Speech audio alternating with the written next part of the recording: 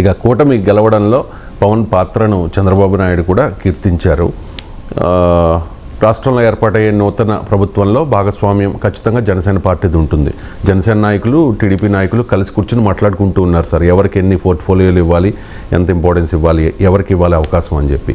ఇక్కడ మధ్యలో సాక్షిలో ఒక వార్తను చూడొచ్చు సార్, మంత్రుల రేసులో అని చెప్పి ఆశావహుల జాబితాపై చంద్రబాబు ప్రాథమిక కసరత్తు, పవన్ కళ్యాణ్కు డిప్యూటీ సీఎం పదవిపై అస్పష్టత నెలకొంది అని చెప్పేసి. సో పవన్ కళ్యాణ్కు డిప్యూటీ సీఎం పదవిపై అస్పష్టత అనే దాని మీద ఈ సాక్షి కథనంలో వాళ్ళకున్న ఇంట్రెస్ట్ ఏంటి? సాక్షికి అస్పష్టత ఉంది సార్, లేదు ప్రజలకు అస్పష్టత క్రియేట్ చేయాలి. గెలిచింది ఎప్పుడండి? 4వ తారీఖు ఎన్నికలు రిజల్ట్స్ వచ్చాయి. ఇవాళ ఎంత? 6వ తారీఖు.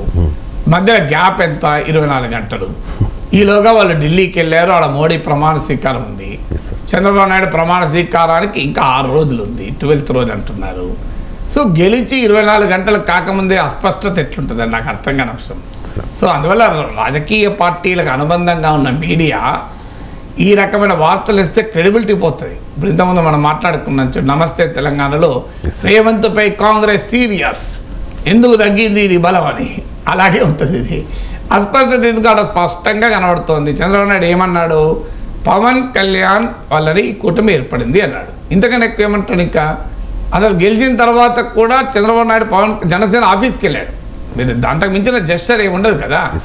సో అందువల్ల క్లియర్గా పవన్ కళ్యాణ్ గౌరవం ఇస్తున్నారు, విలువిస్తున్నారు. అది రాష్ట్రంలో కళ్ళ ముందు మనకు కనబడుతుంది కదా. ఎక్కడ చంద్రబాబు నాయుడు తెలుగుదేశం పార్టీ పవన్ కళ్యాణ్ అగౌరవపరిచేటువంటి వైఖరి ఎక్కడా అనుసరిస్తలేదు. ఈవెన్ పవన్ కళ్యాణ్ నెంబర్ 2 కాదు, లోకేష్ నెంబర్ 2, పవన్ కళ్యాణ్ నెంబర్ 3 అనే రీతిలో కూడా టీడీపీ వ్యవహరిస్తలేదు. మీరు క్యాంపెయిన్ టైంలో కూడా వ్యవహరిస్తలేదు. మీరు లోకేష్ క్యాంపెయిన్ టైంలో మీరు గమనించండి. దీనిపైన నేను మాట్లాడాను కూడా. మాట్లాడింది వాస్తవంగా తెలుగుదేశం వాళ్ళని అప్రిషియేట్ చేస్తూ మాట్లాడాను. కానీ దానిపైన కూడా టీడీపీ వాళ్ళని ట్రోలింగ్ చేశారు. లోకేష్ ఎందుకు కనబడతలేని నాగేశ్వర్ అంటున్నాడని. అయ్యా అది కరెక్ట్ స్ట్రాటజీ అని చెప్పాను నేను. అంటే ఆ హెడ్లైన్ చూస్తారు, థంబ్నెయిల్ చూస్తారు, చూసి మాట్లాడుతుంటారు. ఆ వీడియోలో ఏం చెప్పాను నేను? ఇప్పుడు పవన్ కళ్యాణ్ అవసరం టీడీపీకి ఉంది, జనసేన టీడీపీ ఉంది. ఈ సమయంలో లోకేష్ కనుక డామినేటింగ్గా కనబడితే జనసేన ఓటర్లకు రాంగ్ సిగ్నల్ పోతుంది, జనసేన పార్టీలకు రాంగ్ సిగ్నల్ పోతుంది. అంటే రేపు చంద్రబాబు నాయుడు ముఖ్యమంత్రి అయినా మా పవన్ కళ్యాణ్కి కాదు, ఆ లోకేష్కే ప్రాధాన్యత ఉంటుందని ఒక రాంగ్ సిగ్నల్ పవన్ కళ్యాణ్ అభిమానులకు పోతుంది.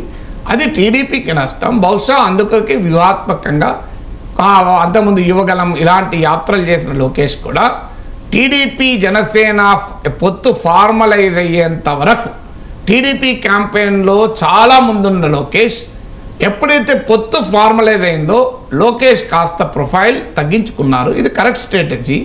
ఎందుకంటే అల్టిమేట్గా కూటమి గెలవాలి కదా అన్న. దీనికి కూడా నన్ను ట్రోలింగ్ చేశారు. విచిత్రం ఏంటంటే నేను ఇలా టీడీపీకి అనుకూలంగా మాట్లాడినా. రాజకీయాలు ఎలా ఉంటాయంటే ఆ పాస్బుక్ లాగా, పాస్బుక్ పైన జగన్ ఫోటో వేయడం పొలిటికల్గా, ఎథికల్గా, మారల్గా తప్పు అని మనసులోనే అన్నా. అయినా వ్యాక్సిన్ సర్టిఫికేట్ పైన మోడీ ఫోటో ఎందుకు ఉన్నది అన్నాను. ఆ మాట అన్నందుకు నేను జగన్ సపోర్ట్ చేశాను. విచిత్రంగా ఉంటారు, లోపల చూడరు, వీడియో మొత్తం చూడరు. ఆ తమ్ముడు ఎవడో ఏదో చిన్న ముక్క కని చేస్తే ఆ ముక్క పట్టుకొని మాట్లాడుతుంటారు. ఇప్పుడు వ్యూహాత్మకంగా చేసింది కరెక్ట్ అన్న. సో లోకేష్ ఆ విషయంలో టీడీపీ చాలా మచ్యూర్డ్గా వ్యవహరించింది అని చెప్తే అది కూడా అభ్యంతరమే. అంటే లేదు ఇమ్మచ్యూర్డ్గా వ్యవహరించిందని చెప్పాలా? సో అందువల్ల ఇప్పటికి కూడా ఆ అగౌరవం ఎక్కడా పవన్ కళ్యాణ్కి ఇవ్వడం లేదు.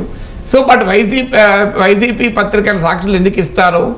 వారు ఇప్పుడు ఆ కూటమిలో ఎక్కడో చోట చిచ్చు పెట్టాలి, ముసలం పెట్టాలి. ఇప్పుడు ఆల్రెడీ ఇండియా కూటమి నేతలు చూడండి, చంద్రబాబు నాయుడిని చాలా మెచ్చుకుంటున్నారు. మీరు గమనించండి, చంద్రబాబు నాయుడు చాలా పట్ల చాలా గౌరవంగా మాట్లాడుతున్నారు. చంద్రబాబు నాయుడు ఇది మచ్యూర్డ్ లీడర్, ఆయన చరిత్రలో నాయకుడు అని చెప్తున్నారు. ఎందుకు? రేపు ఎప్పుడో మా వైపు వస్తాడేమో, అక్కడ బీజేపీ మోడీతో పడకాని. నితీష్ కుమార్ అసలు ఇండియా కూటమిని పుట్టించింది ఆయన అంటున్నారు. ఎందుకంటారంటే ఇండియాలో ఎప్పుడోసారి ఇంత పుల్ల పెట్టాలి అనేది. ఇప్పుడు టీడీపీ జనసేన మధ్య పుల్ల పెట్టాలన్నది లక్ష్యం. అందుకొరకు ఇప్పుడు మీకు అంతకుముందు ముద్రగడలు అర్రామజోగ లేఖలు రాలేదా? ఇప్పుడు మళ్ళీ పెన్ను పేపర్ పెట్టుకొని ఉంటారు, ఉప ముఖ్యమంత్రి పదవి ఇవ్వకపోతే అని. అయితే ఈ ఎన్నికల్లో ఈ పరాజయం తర్వాత కాపులు ముద్రణ మాట వెళ్ళే కదా, పవన్ కళ్యాణ్ మాట విన్నారు కదా. సో అందువల్ల ఇప్పుడు మాట్లాడతాం లేదు తెలియదు కానీ అంతకుముందు ఉత్తరాలు రాలేదా? సో అందువల్ల ఇప్పటి నుంచో ప్రెషర్ బిల్డప్ చేయడం. మీరు పవన్ కళ్యాణ్కు ప్రాధాన్యత మీరు చూస్తుండండి. పవన్ కళ్యాణ్కు the biggest supporter in future will be Sakshi. మీరు చూడండి, వైసీపీ సోషల్ మీడియా సాక్షి పవన్ కళ్యాణ్కి అండగా ఉంటారు, పవన్ కళ్యాణ్ ప్రమోట్ చేస్తారు, పవన్ కళ్యాణ్ కీర్తిస్తారు, అంతా పవన్ కళ్యాణ్ ఉండే అవకాశం ఉంది. ఎందుకు పవన్ కళ్యాణ్కు చంద్రబాబు నాయుడుకు గ్యాప్ క్రియేట్ కావాలంటే అదే కదా స్ట్రాటజీ. రాజకీయ పార్టీలు వివరించే తీరది. ఎందుకు ఇప్పుడు జగన్కు షర్మిలకు పడలేదు, వెంటనే టీడీపీ వాళ్ళు షర్మిలను సపోర్ట్గా మాట్లాడలేదా? జగన్కు సునీతకు పడలేదు, మాట్లాడలేదా? అదే షర్మిల జగనన్న వదిలిన బాణం అని తిరిగినప్పుడు మాట్లాడలే కదా. అందువల్ల ఏ రాజకీయ పార్టీ అయినా, వైసీపీ అయినా, టీడీపీ అయినా, వాళ్ళ అనుకూల మీడియా అయినా ఇదే రకంగా వివరిస్తారు.